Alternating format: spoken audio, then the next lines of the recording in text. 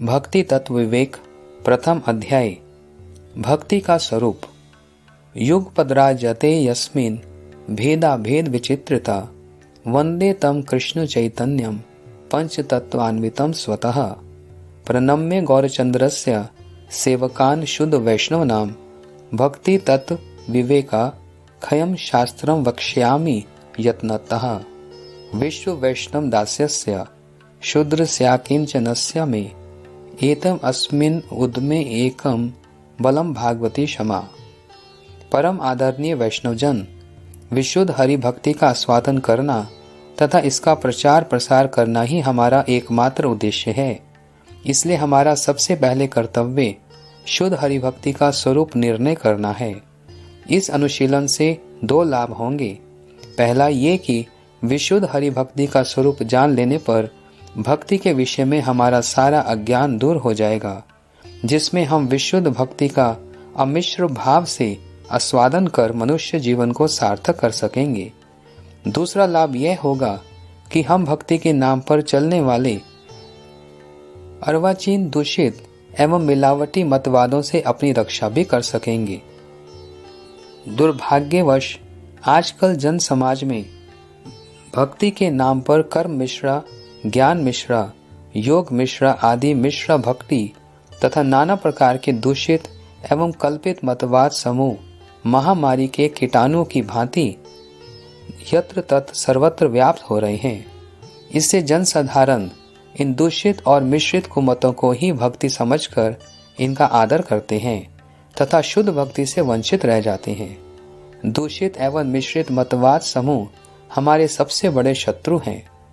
जो लोग ये कहते हैं कि भक्ति कुछ नहीं है, ईश्वर एक काल्पनिक भान मात्र है, मनुष्यों ने ही ईश्वर की कल्पना की है, भक्ति एक चित्त व्याधि है, इससे हमारा कोई भी लाभ नहीं है, ऐसे लोग विरोधी होने पर भी हमारा अधिक अनिष्ट नहीं कर पाते हैं, क्योंकि हम लोग ऐसे लोगों को शीघ्र ही पहचान लेते हैं और उनसे दूर रहते हैं।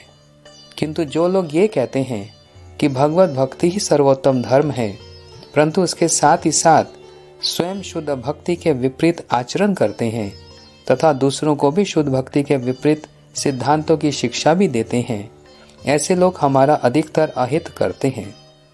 भक्ति के नाम पर विपरीत तत्वों की शिक्षा देकर अंत में हमें भगवत भक्ति के विपरीत मार्ग पर ला देते हैं। इसलिए हमारे पूर्व आचार्यों ने यत्न पूर्वक शुद्ध भक्ति का स्वरूप निर्णय कर हम लोगों को दूषित मिश्रित मतों से बचाने के लिए बार बार सावधान किया है। हम क्रमशः उनके उपदेशों का अनुशीलन करेंगे। उन्होंने शुद्ध भक्ति का स्वरूप निर्णय करने के लिए अनेक अनेक ग्रंथों की रचना की है। इनमें से श्री भक्ति रसामृत सिंधु एक अत्यंत उपादेय ग्रंथ है। उक्त ग्रंथ में श्री रूप गोस्वामी ने शुद्ध भक्ति का साधारण लक्ष्य निर्णय करते हुए लिखा है, अन्यभिलाषिता शून्यम ज्ञान कर्मादनावृतम आनुकूलेना कृष्ण अनुशीलनम भक्तिरुत्तमा। उपरोक्त श्लोक के एक एक शब्द का विवेचन करने की आवश्यकता है, अन्यथा भक्ति का लक्षण समझ में नहीं आ सकता है। इस श्लोक में जो उत्तमा भक्ति कहा गया है उसका तात्पर्य क्या है? क्या उत्तमा भक्ति शब्द से यह समझना होगा कि एक अधमा भक्ति भी है या और कुछ? उत्तमा भक्ति का तात्पर्य यह है कि भक्ति रूपी लता जिस समय पूर्ण शुद्ध या निर्मल अवस्था में होती है तब उसे उत्तमा भक्ति कहते हैं। जैसे निर्मल जल कहने से शुद्ध जल का बोध होता है, अर्थात उस जल में कोई दूसरा द्रव्य, गंध या रंग मिश्रित नहीं है। उसी प्रकार से उत्तमा भक्ति शब्द से निर्मल, अमिश्र, केवला और अकिंचना भक्ति का बोध होता है। इन विशेषणों के द्वारा भक्ति के विपरीत भाव को ग्रहण नहीं करना चाहिए। विपरीत भाव वर्जित होने से शुद्ध स्वभाव ही परिलक्षित होता है। केवल भक्ति शब्द का व्यवहार करने से जो अर्थ बोध होता है, इन समस्त विशेषणों से युक्त भक्ति शब्द के द्वारा भी उसी अर्थ का बोध होता है। तब क्या भक्ति रसाचार्य श्री रूप गोस्वामी ने निरर्थक ही उत्तमा विशेषण का प्रयोग किया है? नहीं। जिस प्रकार जल पीने वाले व्यक्ति स्वभावतः ही यह पूछते हैं कि क्या यह जल निर्मल है, उसी प्रकार जन समाज में अधिकांश मिश्रा भक्ति लक्ष्यकर आचार्यों ने उत्तम भक्ति का लक्षण निरूपण करना अत्यंत आवश्यक समझा है। यथार्थ में रसाचार्य श्री रूप गोस्वामी ने केवल भक्ति का ही लक्षण निरूपण किया है। छल भक्ति, प्रतिबिंब भक्ति, छाया भक्ति, कर्म मिश्रा भक्ति, ज्ञान मिश्रा भक्ति आदि शुद्ध भक्ति नहीं है। इसका क्रमशः विवेचन आगे प्रस्तुत किया जाएगा। भक्ति का स्वरूप लक्षण क्या है? इस प्रश्न के उत्तर में कहा गया है, आनुकूल्यमय कृष्ण अनुशीलन ही भक्ति है। इस श्लोक में अनुशीलन शब्द का अर्थ दुर्गम संगमनी टीकाकार श्रीजीव गोस्वामी ने लिखा है कि अनुशीलन शब्द के दो अर्थ होते हैं। पहला प्रवृत्ति निवृत्ति स्वरूप शरीर मन और वाणी की चेष्टा रूप अनुशीलन, दूसरा प्रीति विषयात्मक मानस भाव रूप अनुशीलन। अनुशीलन दो प्रकार का होने पर भी मानस भाव रूप अनुशीलन चेष्टा रूप अनुशीलन के अंतर्गत ही है।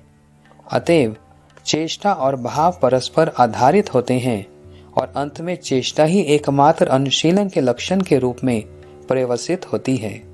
शरीर मन और वाणी की चेष्टाएं कृष्ण के लिए अनुकूल होने पर ही भक्ति नाम धारण करती है। कंस और शिशुपाल कृष्ण के प्रति सदा सर्वदा शरीर मन और वाणी की चेष्टाएं करते तो हैं, परंतु उनकी वैसी चेष्टाओं को भक्ति नहीं कहा जाएगा, क्योंकि उनकी चेष्टाएं कृष्ण प्रीति के अनुकूल नहीं वरन प्रतिकूल है। प्रतिकूल चेष्टाओं को भक्ति नहीं कहा जाता। भक्ति शब्द भज धातु से निष्पन्न होता है। गरुड़ पुराण में ऐसा कहा गया है, भज एते एष वे धातु सेवयाम परिकीर्तिता तस्मात् सेवा बुद्धे प्रोक्ता भक्ति ही साधन भूयसी। इस श्लोक के अनुसार कृष्ण सेवा को ही भक्ति कहा गया है। सेवा ही भक्ति का स्वरूप लक्षण है। मूल श्लोक में कृष्ण अनुशीलन शब्द का प्रयोग किया गया है। इसका तात्पर्य यह है कि केवल भक्ति शब्द के चरम उद्देश्य एकमात्र स्वयं भगवान श्री कृष्ण हैं। कृष्ण के नारायण आदि दूसरे रूपों के प्रति भी भक्ति शब्द का प्रयोग होता है, किंतु श्री कृष्ण रूप के प्रति भक्ति की जैसी पूर्ण क्रिया लक्षित होती है, वैसी अन्य रूपों के प्रति नहीं। इस विषय का विवेचन उपयुक्त प्रसंग आने पर विस्तृत रूप से किया जाएगा। अभी इतना जान लेना आवश्यक है कि भगवत तत्व ही भक्ति का एकमात्र विषय है। मूलतः परतत्व एक होने पर भी वह तीन रूपों में प्रकाशित है, ब्रह्म तत्व, परमात्मा तत्व और भगवत तत्व। जो लोग ज्ञान मार्ग के द्वारा तत्व वस्तु का दर्शन करने का प्रयत्न करते हैं, वे ब्रह्म तत्व के अतिरिक्त और कुछ भी नहीं देख पाते हैं।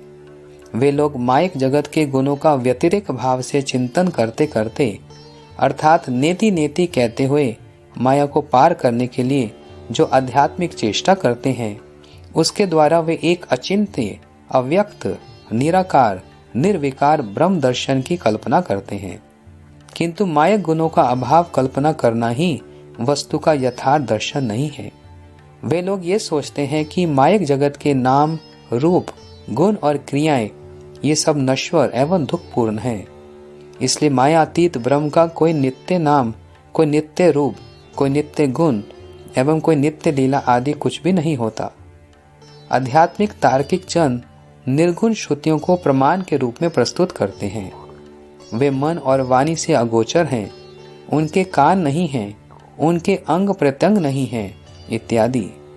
ये ठीक है, परंतु कवि कर्णपुर कृत श्री चैतन्य चंद्रोदय धृत श्रीमन महाप्रभु के वाक्यों पर विचार करने से इन तर्कों का पूर्ण रूप से समाधान हो जाता है। या श्रुति जलपति निर्विशेषम स साविधत्ते सविशेषमेव विचार योगे सति हंत तासम प्रायो बलिय सविशेषमेव। जिन जिन श्रुति वाक्यों में निर्विशेष तत्व की बात कही गई है, उन श्रुति वाक्यों में ही सविशेष तत्व का भी उल्लेख है। श्रुति वाक्यों का भली भांति समन्वय करने पर सविशेष तत्व ही बलवान दिख पड़ता है। जैसे किसी जगह श्रुति कहती है कि उनके हाथ पैर और आंखें नहीं हैं, परंतु उसमें देखना होगा कि वे सब कुछ करते हैं, सर्वत्र गमन करते हैं और सब कुछ श्रवण करते हैं। अब इसकी शुद्ध मीमांसा यह है कि बद्ध जीवों की तरह उनके प्राकृत हाथ पैर नहीं हैं। उनका शिव विग्रह अप्राकृत है, अर्थात उनका वह शिव विग्रह प्रकृति के 24 तत्वों से अतीत विशुद्ध चिन्मय है। फलतः केवल ज्ञान मार्ग का अनुशीलन करने से निराकार ब्रह्म ही चरम तत्व प्रतीत होते हैं। इसमें सूक्ष्म बात यह है कि केवल ज्ञान प्राकृत वस्तु है, अर्थात प्राकृत जगत में हम जो कुछ जानकारी प्राप्त करते हैं अथवा जो भी सिद्धांत स्थिर करते हैं वे प्रकृति के ऊपर निर्भय करके ही स्थिर करते हैं। इसलिए यह सिद्धांत या तो जड़ीय सिद्धांत होता है या व्यतिरेक सिद्धांत द्वारा जड़ से विपरीत एक तत्व गठित हो जाता है, किंतु इसके द्वारा यथार्थ चिन्मय तत्व की उपलब्धि नहीं होती। श्री जीव गोस्वामी ने भक्ति संदर्भ में आध्यात्मिक ज्ञानवादियों के प्राप्य तत्व का निरूपण इस प्रकार किया है।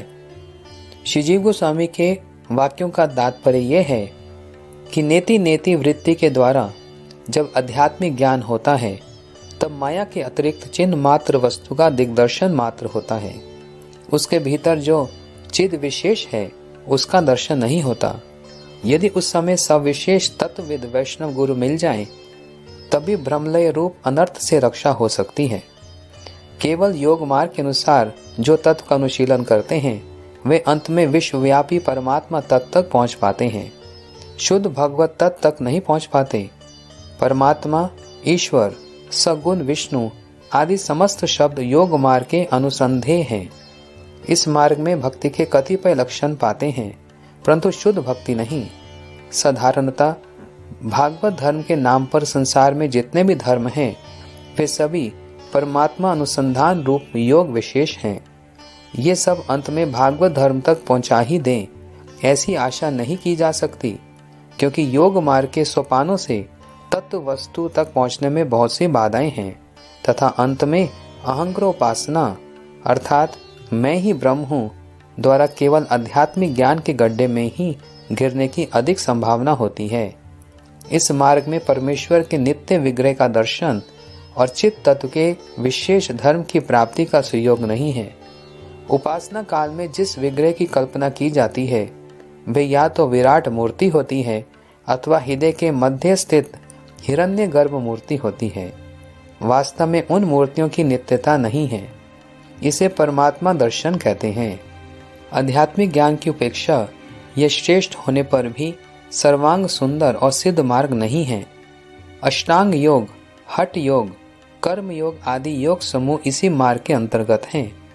राजयोग या आध्यात्मिक योग कुछ हद तक इस मार्ग पर स्थित होने पर भी अधिकांश क्षेत्रों में ज्ञान मार्ग के ही अंतर्गत हैं। सिद्धांत यह है कि परमात्मा दर्शन को शुद्ध भक्ति नहीं कहा जा सकता। इस विषय में भक्ति संदर्भ में कहा गया है कि अंतर्यामी मित्मया माया शक्ति प्रचुर चित शक्ति विशिष्टम परमात्मेति, अर्थात जगत की सृष्टि होने के पश्चात भगवान का जो अंश माया शक्ति के अधीश्वर रूप से जगत में प्रवेश कर जगत के नियामक रूप में विराजमान है वही जगदीश्वर या विश्वव्यापी परमात्मा है तथा इनमें चित शक्ति का प्रकाश कम तथा माया शक्ति का प्रकाश अधिक होता है। इसलिए परम नित्य भगवत तत्व से इस तत्व की न्यूनता स्वतः सिद्ध है। केवल भक्ति मार्ग द्वारा जो तत्व लक्षित होता है उसी का नाम भगवान है। भक्ति संदर्भ में भगवत तत्व का लक्षण इस प्रकार लिखा है। परिपूर्ण सर्वशक्ति विशिष्ट भगवद आनिति। संपूर्ण शक्ति चिन्मय सर्व शक्तियों से युक्त तत्व का नाम भगवान है। जगत की सृष्टि हो जाने पर परमात्मा रूप अंश द्वारा जगत में अनुप्रविष्ट होकर समस्त विराट अंतर्यामी स्वरूप में एवं जीवों के अंतर्भूत होकर शिरोदक्षाई और गर्भदक्षाई के रूप में विराजमान है। पुनः समस्त मायिक जगत के व्यतिरिक्त तत्व रूप निर्विशेष आविर्भाव द्वारा ब्रह्म स्वरूप में प्रकाशित होते हैं। अतः भगवान ही मूल तत्व और परिपूर्ण वस्तु विशेष हैं। उनका स्वरूप विग्रह चिन्मय है। संपूर्ण आनंद उनमें निवास करता है। उनकी शक्ति अचिंत्य और अवितर्क्य है। वे किसी जीव ज्ञान गत विधि के अधीन नहीं है। उसी अचिंत्य शक्ति के प्रभाव से समग्र विश्व का और विश्व में स्थित जीव समूह का प्रादुर्भाव हुआ है। जीव शक्ति से उत्पन्न जीव समूह उनका अर्थात भगवान का एकांत अनुगत्य धर्म अर्थात उनकी सेवा प्राप्त कर कृतार्थ हो जाता है। उस अनुगत्य धर्म की नाम भक्ति ही अपने चिन्मय नेत्रों से भगवान के अस्मा ऊर्ध्व अर्थात जिसके ना तो कोई बराबर हो और ना जिससे बड़ा ही हो सौंदर्य का दर्शन कराती है। ज्ञान और योग भगवान का स्पर्श करने में समर्थ नहीं है। ज्ञान को भगवत तत्व के साथ जोड़ देने से वह तत्व स्वरूपहीन ज्योति स्वरूप ब्रह्म के रूप में प्रतीत होता है। यदि उनको योग मार्ग से देखा जाए तो वह जड़ जगत में छिपे हुए परमात्मा स्वरूप में दिख पड़ते हैं। भक्ति अतिशय पवित्र वस्तु है। भक्ति कभी भी भगवता की हानि नहीं देख पाती। यदि कहीं देख भी लेती है तो उसको सहन नहीं कर पाती है। परम तत्व के इन त्रिविध आविर्भावों में भगवत तत्व रूप आविर्भाव ही भक्ति का विषय है। परंतु भगवत आविर्भाव में भी एक प्रकार का तात्विक भेद है। जहाँ स्वरूप शक्ति का पूर्ण ऐश्वर्य प्रकाशित है वहाँ भगवत आविर्भाव परव्योमनाथ देवदेव नारायण स्वरूप में प्रकाशित होते हैं, और जहाँ स्वरूप शक्ति का पूर्ण माधुर्य प्रकाशित है वहाँ भगवत आविर्भाव श्री कृष्ण रूप में प्रकाशित होते हैं। ऐश्वर्य सभी जगह बलवान होने पर भी माधुर्य के प्रभाव से हीन प्रभ हो पड़ता है।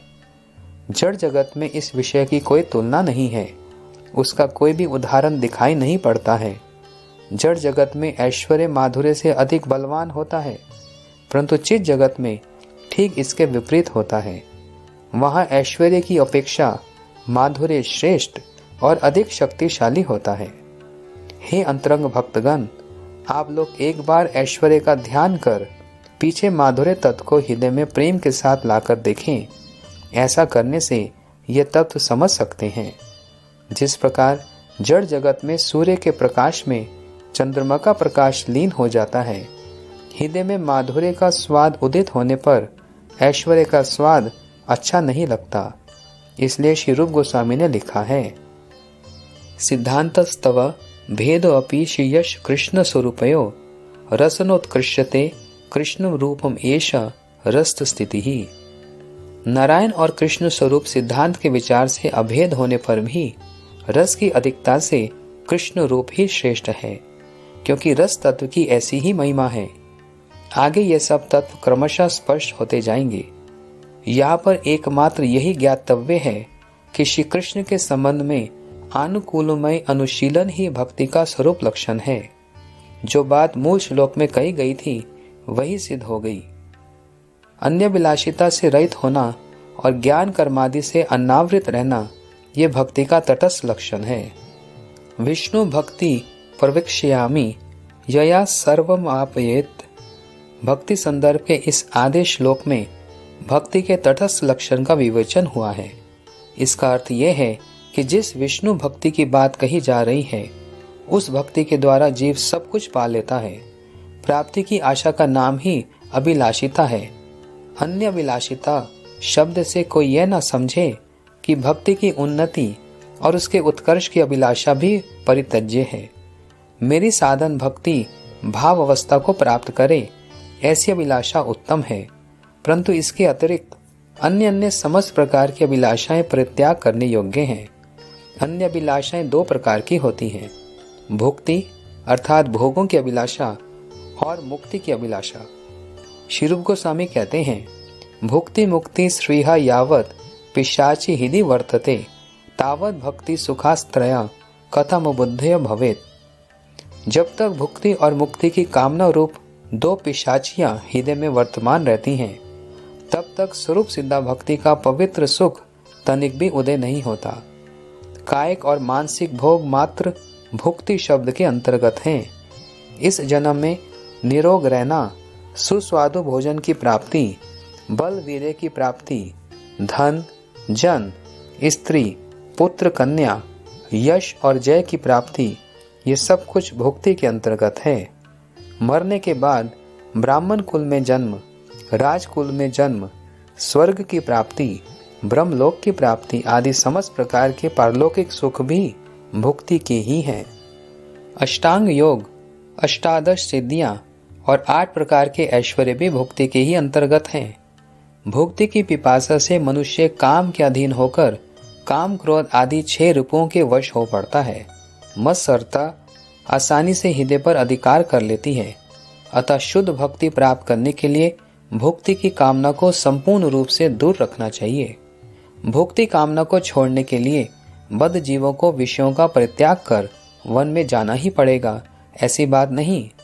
वन में जाने से ही अथवा सन्यासी का वेश ग्रहण करने से ही भला भुक्ति क्यों छोड़ने चली।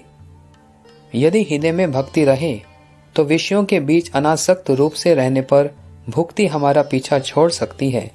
इसलिए श्री रूप गोस्वामी ने कहा है, रुचिम उद्वत हस्त तत्र जनस्य भजने हरे विषयेषु गरिष्ठोऽपि राग प्रायो विलयते अनासक्तस्य विषयान् यथर्हम उपयुजयन्तः निर्बन्ध कृष्ण संबंधे युक्तम वैराग्यम उच्यते प्रपंचित कथया बुद्धया हरि संबंधी वस्तुनः मुमुक्षु भी परित्याग्यो वैराग्यम फल्गु कथयेते। जिस समय कृष्ण भजन में जीव की रुचि होती है, उस समय जीव की विषयों के प्रति गाढ़ी आसक्ति रहने पर भी वह कर्मशः लुप्त प्राय हो पड़ती है। उस समय वे अनासक्त भाव से आवश्यकता अनुसार विषयों को ग्रहण करते हुए उन विषयों को कृष्ण संबंधी जानकर जो आचरण करते हैं उसे युक्त वैराग्य कहते हैं। जो लोग हरि संबंधी वस्तुओं को प्रपंचिक अर्थात मायामय जानकर जड़ीय मुक्ति की कामना से उनका त्याग कर देते हैं, उनका वैराग्य फल्गु या तुच्छ है। शरीरी जीव के लिए विषयों का संपूर्ण रूप से परित्याग करना संभव नहीं, परंतु विषयों की बहिर्मुखी प्रवृत्ति को दूर कर समस्त विषयों में भगवत भाव रखते हुए उन्हें ग्रहण करने से उसे विषय भोग नहीं कहा जाता। रूप, रस, गंध, स्पर्श और शब्द यही विषय हैं। संसार को इस प्रकार से देखना चाहिए कि संसार के समस्त रूप कृष्ण से संबंधित दिखाई दें, अर्थात समस्त जीवों को भगवान के दास दासी के रूप में देखें। बाग बगीचों और नदियों को कृष्ण के विरह स्थलों के रूप में देखें। समस्त प्रकार के भोज्य पदार्थ को कृष्ण के उपभोग योग्य नैवेद्य के रूप में दर्शन करें। समस्त प्रकार के गंधों में कृष्ण प्रसादी गंध की उपलब्धि हो। इसी प्रकार समस्त प्रकार के रसों को कृष्ण के आस्वादनीय रसों के रूप में दर्शन करें। समस्त द्रव्य जिन्हें हम स्पर्श करते हैं वे कृष्ण संबंधी द्रव्य ही जान पड़े और हरि कथा या उनके भक्तों की कथा का ही श्रवण किया जाए। ऐसी भावना होने पर विषयों के प्रति भगवत बहिर्मुख भावना नहीं होती। भोगों में जो सुख होता है उसे स्वयं भोगने की प्रवृत्ति रहने से भक्त के हृदय में भुक्ति प्रबल हो उठती है और भक्ति पद से उस साधक को च्युत कर देती है। दूसरी ओर संसार की समस्त वस्तुओं को कृष्ण की सेवा के उपकरण के रूप में ग्रहण करने से भुक्ति की कामना संपूर्ण रूप से दूर हो जाती है तथा शुद्ध भक्ति प्रकाशित हो जाती है। जैसे भुक्ति की कामना को दूर करना अत्यंत आवश्यक है, वैसे ही मुक्ति की कामना को दूर करना सर्वतोभावेन कर्तव्य है। मुक्ति के संबंध में कुछ निगूढ़ विचार हैं। शास्त्रों में 5 प्रकार की मुक्ति का उल्लेख देखा जाता है। सालोक्य, शाष्टि, सारूप्य, समीप्य, एकापयुद्ध, धीमानन गृह्णन्ति बिना मत सेवनम जना। श्री कपिल देव जी बोले, हे माता, मेरे शुद्ध भक्तजन सालोक्य, शाष्टि, सारूप्य, समीप्य और एकत्व 5 प्रकार की मुक्ति दिए जाने पर भी ग्रहण नहीं करते। वे केवल मेरी सेवा ही ग्रहण करते हैं। सालोक्य मुक्ति में भगवान का लोक प्राप्त होता है। भगवान के समान ऐश्वर्य की प्राप्ति का नाम शाष्टि है। भगवान की निकटता की प्राप्ति का नाम सामीप्य है। भगवान विष्णु जैसे चतुर्भुज रूप प्राप्ति को सारूप्य मुक्ति कहते हैं। सायुज्य प्राप्ति का नाम एकत्व भी है। सायुज्य मुक्ति 2 प्रकार की होती है, ब्रह्म सायुज्य और ईश्वर सायुज्य। ब्रह्म ज्ञान से अंत में जीवों को ब्रह्म सायुज्य प्राप्त होता है। आध्यात्मिक शास्त्रों के अनुसार आचरण करने से ब्रह्म सायुज्य प्राप्त होता है। पतंजल योग का ठीक ठीक अनुष्ठान करने से कैवल्य रूप ईश्वर सायुज्य की प्राप्ति होती है। भक्तों के लिए ये दोनों प्रकार की सायुज्य मुक्तियां अत्यंत हेय हैं। जो लोग चरम अवस्था में सायुज्य प्राप्त होने की आशा रखते हैं वे भी भक्ति का आचरण तो करते हैं, परंतु उनकी भक्ति अनित्य और धूर्ततापूर्ण होती है। वे लोग भक्ति को नित्य धर्म नहीं मानते, वे तो भक्ति को केवल ब्रह्म प्राप्ति का एक उपाय मात्र मानते हैं। उनकी दृष्टि में ब्रह्म प्राप्ति के पश्चात भक्ति ही नहीं रहती। इसलिए आध्यात्मिक साधक पुरुषों के निकट भक्ति की दुर्दशा होती है। जो लोग सायुज्य मुक्ति को चरम फल मानते हैं उनके हृदय में शुद्ध भक्ति का कभी भी निवास नहीं होता। दूसरी मुक्तियों के संबंध में श्री रूप गोस्वामी का कथन है, अत्र त्यज्यते अवयोक्ता मुक्ति पंच विधापि चेत सलोक्य आदेश तथापि अत्र भक्त्या नाति विरुद्धयेत सुख ऐश्वर्योत्तरा सेयम प्रेम सेव्योत्तरय अपि सलोक्य आदि द्विधा तत्र नाद्य सेवा जुषम मता किंतु प्रमेक माधुर्य जुष एकांतिनो हरो नैवांगे कुर्वते नातु मुक्ति पंच विधामपि। पूर्वोक्त 5 प्रकार की मुक्तियां भक्तों के लिए परित्यज्य होने पर भी सालोक्य, सामीप्य, सारूप्य और शास्त्री ये 4 प्रकार की मुक्तियां भक्ति के अत्यंत विरुद्ध नहीं हैं। उक्त 4 प्रकार की मुक्तियां पात्र भेद से 2 आकार धारण करती है, स्वसुख ऐश्वर्य प्रदानकारी और प्रेम सेवा प्रदानकारी। जो लोग अहंग्र उपासना आदि उपाय के द्वारा वैकुंठ लाभ करते हैं वे मुक्ति द्वारा सुख और ऐश्वर्य रूप फल प्राप्त करते हैं। सेवक गण अर्थात भक्तजन ऐसी मुक्ति को किसी भी अवस्था में अंगीकार नहीं करते और अनन्य प्रेमी भक्तजन तो उक्त 5 प्रकार की मुक्तियों में से किसी एक को भी ग्रहण नहीं करते। इसलिए शुद्ध भक्तों में मुक्ति की कामना नहीं होती। इस प्रकार मुक्ति की कामना ना होने ही अन्यभिलाषता शून्य होना है, यही भक्ति का एक तटस्थ लक्षण है। ज्ञान और कर्म आदि से अनावृत होना भक्ति का और भी एक दूसरा तटस्थ लक्षण है। ज्ञान कर्म आदि शब्दों में जो आदि पद है उसके द्वारा अष्टांग योग, वैराग्य, सांख्य योग आदि औपाधिक धर्मों का बोध होता है। पहले ही कहा गया है कि जीव के अनुकूल में कृष्ण अनुशीलन को भक्ति कहते हैं। जीव चिन्मय है, कृष्ण भी चिन्मय है और भक्ति वृत्ति जिससे जीव कृष्ण के साथ नित्य संबंध स्थापित करते हैं वह भी चिन्मय है। जीव शुद्ध अवस्था में स्थित होने पर भक्ति वृत्ति का स्वरूप लक्षण अकेला ही कार्य करता है। उस समय तटस्थ लक्षण के लिए अवकाश नहीं होता। जीव के बद्ध होकर जड़ जगत में स्थित होने पर भक्ति के स्वरूप परिचय के साथ और भी 2 तटस्थ परिचय उपस्थित हो पड़ते हैं। जड़ जगत में जीव की अन्य अभिलाषाएं रहती हैं, इसलिए शुद्ध भक्ति का परिचय देते समय अन्य अभिलाषा से रहित होना ये परिचय देना पड़ता है। जिस जगत में इस परिचय की आवश्यकता नहीं होती, जीव संसार समुद्र में पतित होकर नाना प्रकार के बहिर्मुख कार्यों में लिप्त हो जाता है। इससे उसको कृष्ण विस्मृति रूप एक रोग आक्रमण करता है। उस रोग की ज्वाला से तड़पाते हुए जीव में संसार समुद्र से उद्धार पाने की कामना पैदा होती है। वह उस समय मन ही मन अपने आप को धिक्कार करते हुए कहता है, हाय मैं बड़ा ही भाग्यहीन हूँ। मैं इस दुस्तर संसार सागर में गिरकर अनंत वासना रूप लहरों के थप्पड़ों से इधर उधर भटक रहा हूँ। समय समय पर काम क्रोध रूप मगर आदि हिंसक जंतुओं द्वारा आक्रांत होकर मारा गया कहता रहता हूँ। बचने की तनिक भी आशा दिखाई नहीं देती। क्या करूं? क्या मेरा कोई बंधु नहीं है? क्या मेरी रक्षा का कोई भी उपाय नहीं है? हाय क्या करूं? कैसे उद्धार पाऊं? कुछ भी समझ में नहीं आता। हाय हाय मैं नितांत हतभागा हूँ। ऐसा कहते कहते जीव थक कर चुप हो जाता है। ऐसी दशा में करुणा वरुणालय कृष्णचंद कृपा पूर्वक उस जीव के हृदय में भक्ति लता के बीज स्वरूप श्रद्धा नामक एक असंपूर्ण भाव का बीज बोते हैं। वही बीज श्रवण कीर्तन आदि अनुशीलन रूप जल द्वारा पुष्ट होकर क्रमशः अंकुरित, पल्वित और पुष्पित होकर लता का रूप धारण करता है। अंत में जीव का सौभाग्य उदित होने पर उस भक्ति लता में प्रेम रूप फल लगता है। अब श्रद्धा रूपी बीज के क्रम विकास का वर्णन क्रमशः किया जा रहा है। अभी यहीं तक जान लेना उचित है कि जिस दिन हृदय में श्रद्धा बीज पड़ता है उसी दिन वहां भक्ति देवी का आविर्भाव होता है। श्रद्धा रूपी भक्ति एक सुकुमारी बालिका है। जीव के हृदय में उसके प्रवेश के समय से ही खूब सावधानी से उसको निरोग अवस्था में रखना उचित है।